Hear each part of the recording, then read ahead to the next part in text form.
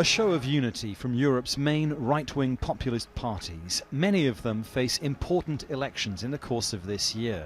Marine Le Pen will be seeking the French presidency in May. Her National Front party says it wants to bring profound change on a European level. Le premier véritable coup porté à l'ordre ancien. The thing that will set off the domino effect that will bring down all of Europe is Brexit. A sovereign people has decided to leave an agreement of the powerful to decide its own destiny.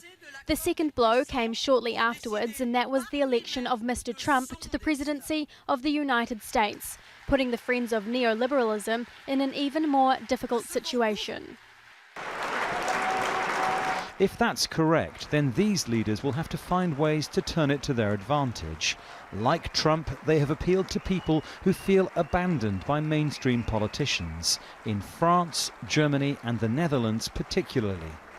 I think it's definitely, to some extent, anti-Europeanism, absolutely, especially in the countries you've just mentioned, combined with globalization and being sort of, being on the losers' side of these developments. I think that's what we're seeing in most European countries. That's also what we saw in the US election lately. The first voters to cast their ballots will be the Dutch. There, the Freedom Party's anti-immigrant, anti-EU agenda has boosted its popularity in opinion polls. The audience here is lapping up the anti-European words of Geert Wilders from the Dutch Freedom Party. There was particular applause when he said that the German people wanted Frauke Petry from the AfD, not Angela Merkel. But the challenge will be for the AfD to translate popularity here in this hall into electoral success come September. That's because the AfD is stuck at around 13% in the opinion polls, suggesting little chance of entering government. But its presence is destabilising the mainstream parties. The far-right movements here stress that they reflect a growing number of disillusioned people.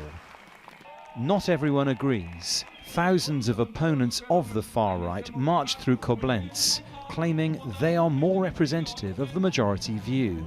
Who is correct will only become clear when the voters go to the polls later this year. Dominic, Kane, Jazeera, Koblenz.